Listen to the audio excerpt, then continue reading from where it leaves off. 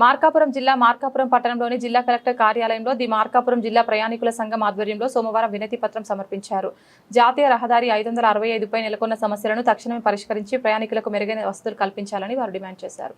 సందర్భంగా సంఘం నాయకులు మాట్లాడుతూ మేకలవారిపల్లె వద్ద ఉన్న టోల్ ప్లాజాలో వాహనదారుల నుంచి టోల్ ఛార్జీలు వసూలు చేస్తున్నప్పటికీ కనీస సౌకర్యాలు కల్పించడంలో టోల్ నిర్వాహకులు పూర్తిగా విఫలమయ్యారని ఆరోపించారు.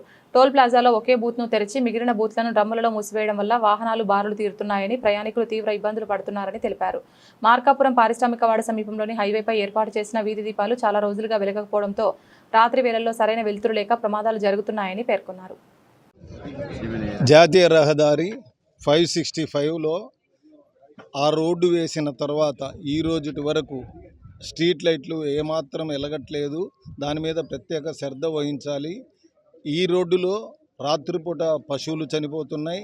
అలాగే ఈ మధ్యకాలంలో చాలా పెద్ద ప్రమాదాలు కూడా జరిగినాయి. ఒకటి బస్సు కాలిపోవడం జరిగింది.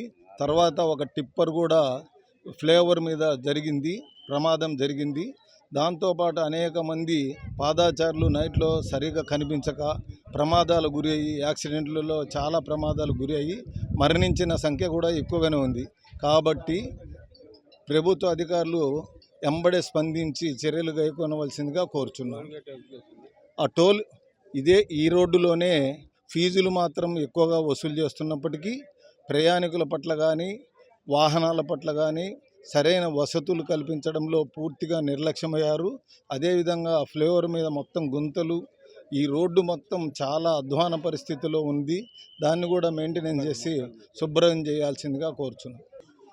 ఈ టోల్లో ఒక బూత్ మాత్రమే పనిచేస్తుంది. కొదమ బూతులన్నీ డ్రమ్ములతో నింపి ప్రయాణికులకు అసౌకర్యంగా కలిగిస్తూ ఉన్నారు. ఇలాంటి చర్యలు తీసుకొని, మంచి చర్యలు తీసుకొని ఆ డ్రమ్ములన్నీ వైదొలిగించి ప్రయాణికులకు కానీ వాహనదారులకు కానీ మంచి సౌకర్యం కలిగిస్తారని ఆశిస్తున్నాను.